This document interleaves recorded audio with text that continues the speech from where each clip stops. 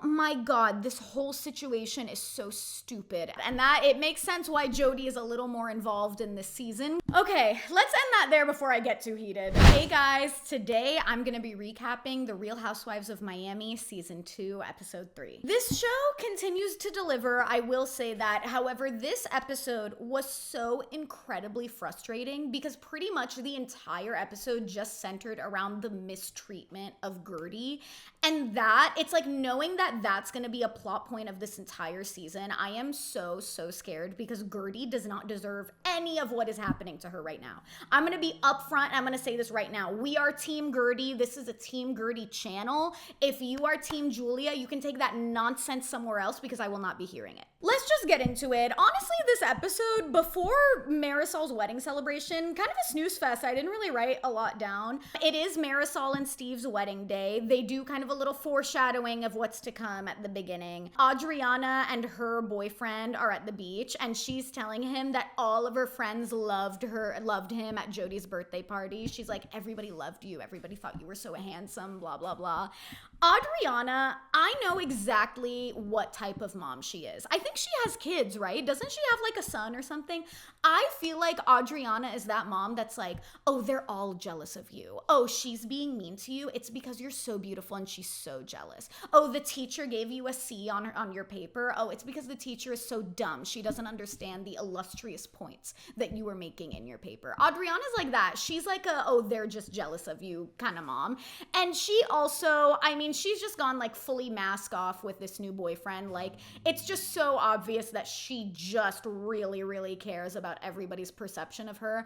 I'd be interested to see like, or to hear about what school was like for her, because she sort of gives off the vibe of like she was really unpopular in school, and now that she's an adult and, you know, she's very beautiful, she has all of this money, she has the hot boyfriend, I feel like a little part of her is like, oh, now the popular girls will finally like me. Do you know what I mean? It's kind of the vibe that I get. Alexia is planning Marisol's wedding reception. She's making it a surprise. It's really sweet. This is so good. In the confessional, she goes, I'm so excited. I've never been a part of any of Marisol's weddings.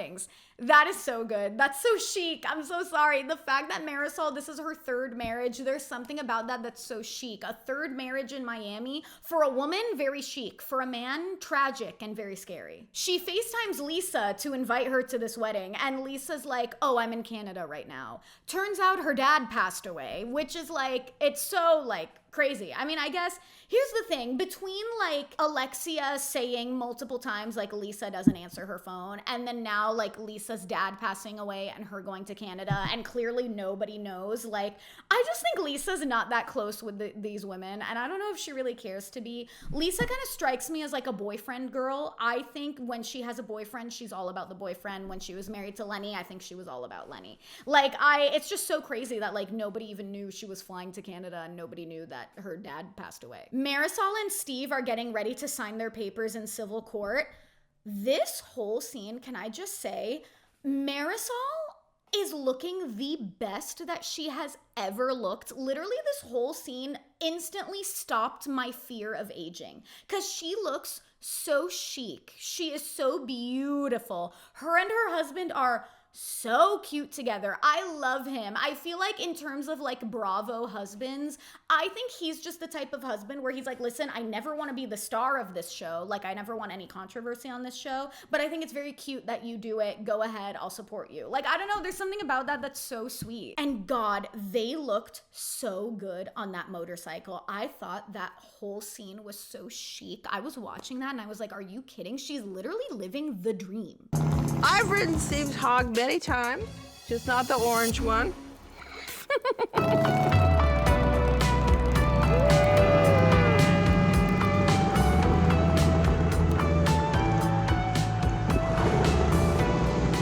Adriana and Julia meet up for coffee at this like vegan place, and Adriana tells Julia that she was surprised that she didn't tell her she was having twins before everyone else. Because remember like last season or the season before that, they were like really good friends, and there was almost like sort of like a will they, won't they. I honestly think it was queer baiting on behalf of Adriana. I don't think that they've ever hooked up, and I don't think Adriana has ever wanted to hook up with Julia, but there was sort of like that kind of dynamic. And then Julia, I don't know if they edited this out, but Julia basically doesn't say anything to that. Adriana just basically says, I'm surprised you didn't tell me. And then she goes, I would love to throw you a baby shower. And again, this is just like, I don't know, this is Adriana trying to kind of insert herself and be like, oh, look how good of friends I am with Julia. I'm gonna throw her this baby shower. And meanwhile, Julia like never asked her to do that. And I feel like if Julia and Martina wanted to have a baby shower, they would have just had one. Like, again, this is just Adriana trying to flex and be like, no, look how close we are. Like, I'm so close with everyone. Everyone still likes me. Kiki and GUERDY go to like a stretching session with a physical therapist. And this whole scene, I was like, Kiki, what are you doing? You know I ride so hard for Kiki. She's one of my favorite women in all of the Housewives franchise. But Kiki tells GUERDY that some of the women think that GUERDY is too much and too extra. And I'm like, Kiki, what are you doing? Like, I need Kiki to ride behind GUERDY. Why the hell are you kind of trying to like perpetuate this narrative that the other women are bringing, that GUERDY is doing too much?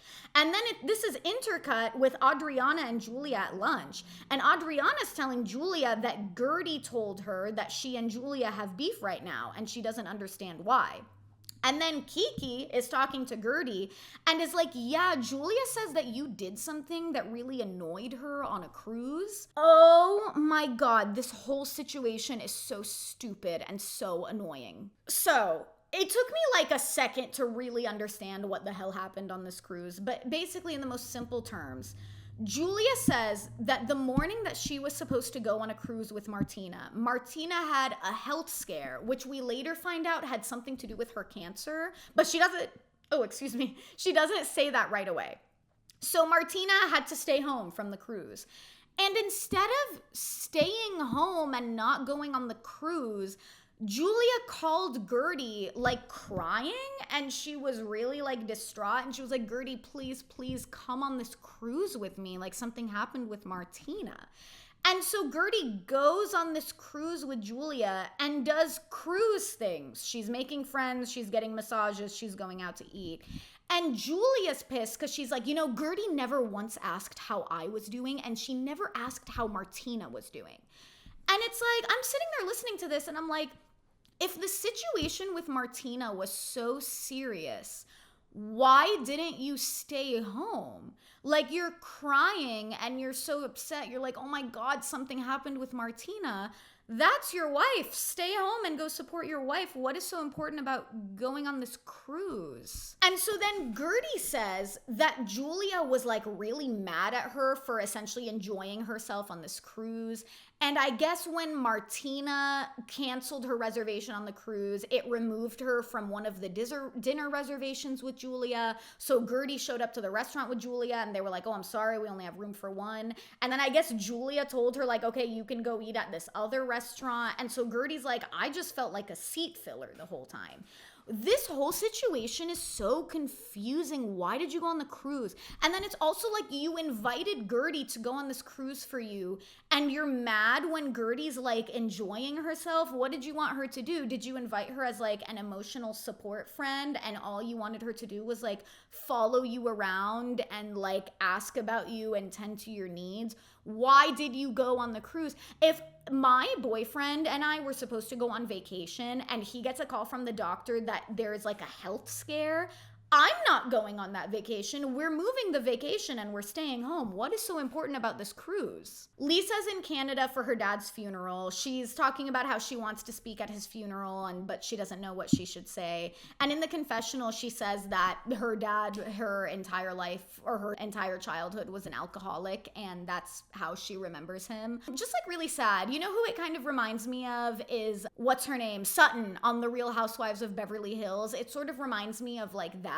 situation a little bit.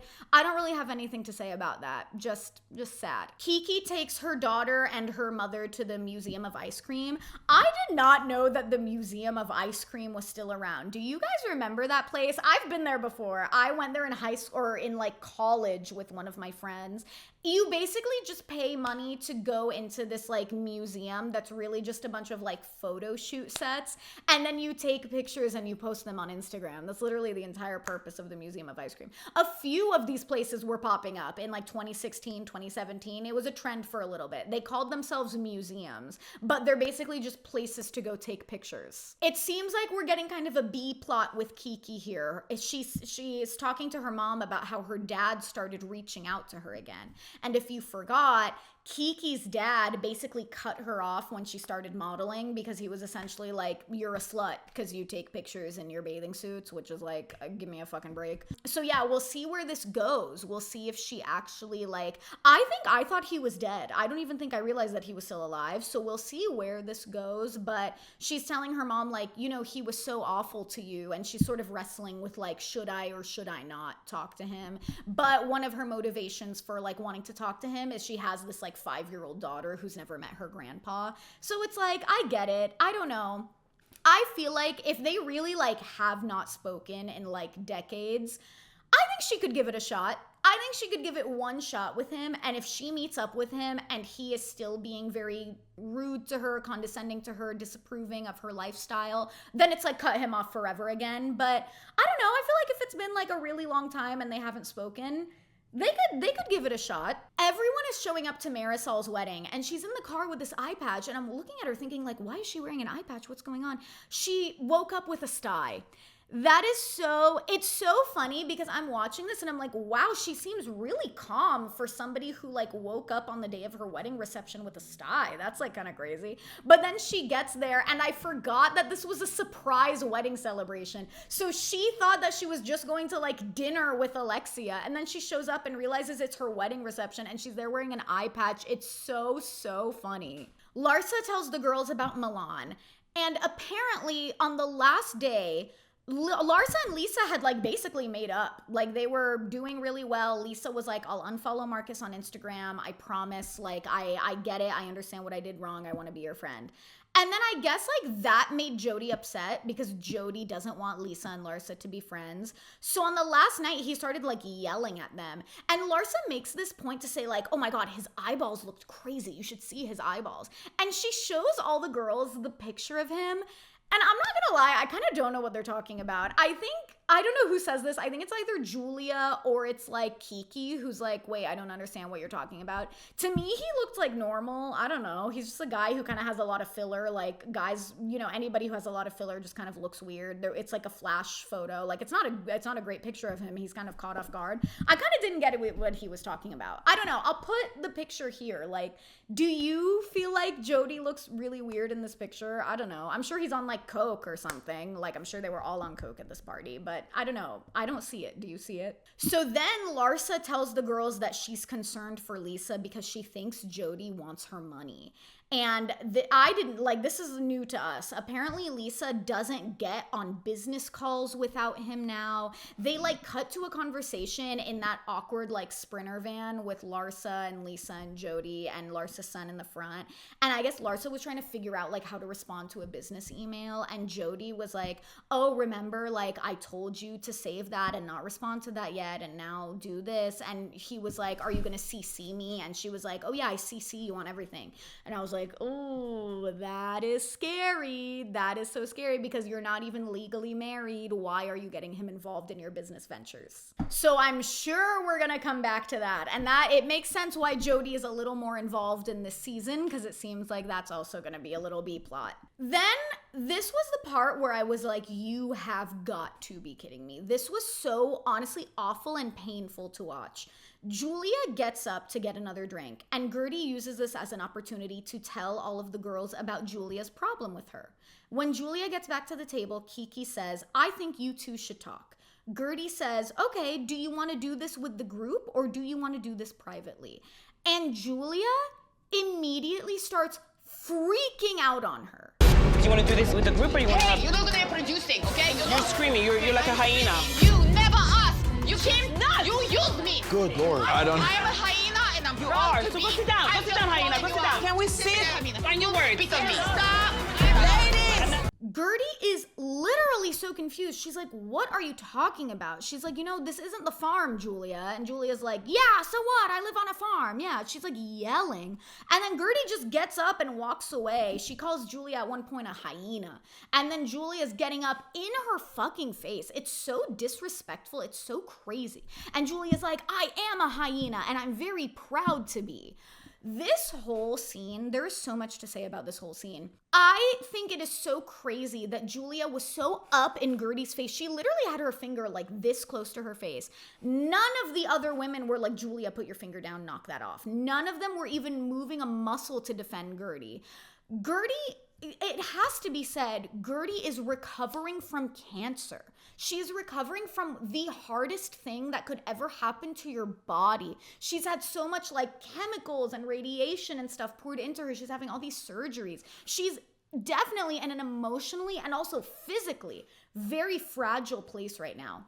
And for Julia to use that as an opportunity to like pounce on her and start yelling at her and being so mean to her is so disgusting. It's so crazy. And Julia's wife is also a cancer survivor. So Julia knows damn well how Gertie is feeling right now. And she does not care. And she's chosen to behave this way towards her anyway. It's despicable. It is so disgusting. So then they sit back down at the table and Gertie's telling them about the cruise. She's trying to talk. And as she's talking, Julia's freaking out and calls Gertie psychopath scary. And when Gertie tells her to be quiet, Julia throws her drink at her. She throws a glass of water on her. And she's like, Martina had a cancer situation. You're trying to promote yourself just because Captain Sandy was on the ship. What is Captain Sandy gonna do for Gertie? What are you talking about? Captain Sandy's on a completely different show. And the show that Captain Sandy's on, Below Deck, that's not even as popular as The Real Housewives of Miami. What are you talking about? This whole situation is so nasty. And I am so sorry when Julia called Gertie psychopath scary, I was like, oh, you're racist. That is racist. To call a black woman scary for doing what? What is Gertie doing? She's not even raising her voice. She's literally just existing. I am so sorry. Julia and Martina can both get off this show. They are both disgusting people. Because you know about Martina's tweets, like Martina's a TERF. So Martina being a TERF, now here we come Julia with the racism. Both of them can go. That was so, really her calling Gertie psychopath scary. I was like, oh, that was a dog whistle. That was really disgusting. And Gertie says the real problem is that Martina's mad that Julia went on the cruise anyway, and Julia's just projecting all of this onto her. Which is like, yeah, it's what I said in the beginning. Why are you going on the cruise anyway? That's crazy. If I had a health scare and I was like calling my boyfriend being like, baby, like I can't go on the vacation. I'm having an issue with my cancer. And he was like, oh no, okay, well I guess I'll just go on vacation with my friend. I'd be mad too. So it's like, what the hell? No, this whole situation was so crazy. I'm so sorry. Black women, this is always happening to black women on Bravo. It's always like somebody is going absolutely crazy on them, being so racist towards them. Nobody is getting up to lift a finger to defend her. I'm sorry, where is Kiki? Where is Kiki? I'm not saying this burden should only be on the black woman to defend her black friend, but it's like, why is Kiki just sitting there so silently? And then she gets up and she removes Gertie from the situation after Julia threw the glass of water on Gertie. Why aren't you getting up and removing Julia from the table? Why is Gertie the one who has to be removed from the table? That makes no, and then Kiki's like, oh, well, Gertie should leave. If I had a glass of water thrown on me, like I would get up and I would go. No, Julia is the one who should leave. What the hell is up with that? That is so crazy. Marisol is sitting there. It's Marisol and Alexia's party. Alexia threw it, and this is Marisol's wedding reception. Why didn't Marisol immediately get up and say, Julia, you're out of here. Go. The door is right over there. Marisol's making jokes like, oh, haha, they're going to kick us out, guys. Be careful. Everybody's just sitting there watching. I'm sorry, I just have a hard time believing, like, if Julia was doing all of that and being so crazy to Alexia, Marisol would have shot out of her seat. She probably would have thrown a glass of water at Julia. But because it's GUERDY, nobody is moving a muscle to defend her. It's kind of disgusting. Yeah, I don't know. Didn't really like that. I didn't like that. And if this whole season is just gonna be Julia versus GUERDY, I'm gonna be pissed. Like, it made me so angry watching that. Like, not even microaggressions. These were macroaggressions. This was just really, really disgusting behavior on Julia's part towards GUERDY. I hated it. I'm Team GUERDY, and not only am I Team GUERDY, I want Julia and Martina off of this show. They've been giving nothing. Even in season 1, they were giving nothing. They are not, like, I think if they were gone next season, I don't even think anybody would notice. Anyway, next episode, we meet the new housewife, Stephanie, and we get Julia's baby shower. So Julia better be on her best behavior. If I was GUERDY, I wouldn't go. I don't think GUERDY should go. But then here's the problem is that if GUERDY is invited and she doesn't go, now Julia has more ammo to be like, see, GUERDY didn't even come to my baby shower. She doesn't even support me. But then if GUERDY does go, she's probably gonna be subject to more abuse from Julia. So I feel like she's in a lose-lose situation. Best case scenario, she's just not invited at all. And then she has an excuse to not be there. Ugh, God, fuck Julia, man. Fuck Julia and Martina. I hate them. They suck. They suck. Fuck them. Okay, let's end that there before I get too heated. Next week, I'm gonna be recapping The Valley and The Real Housewives of Miami as usual. I'll continue to talk about Love Island on shorts. There was a little bit of an issue with the last series of shorts I was gonna post reacting to one of the episodes, but I will be back this week with more. So be sure to subscribe if you haven't already, and I will see you next time.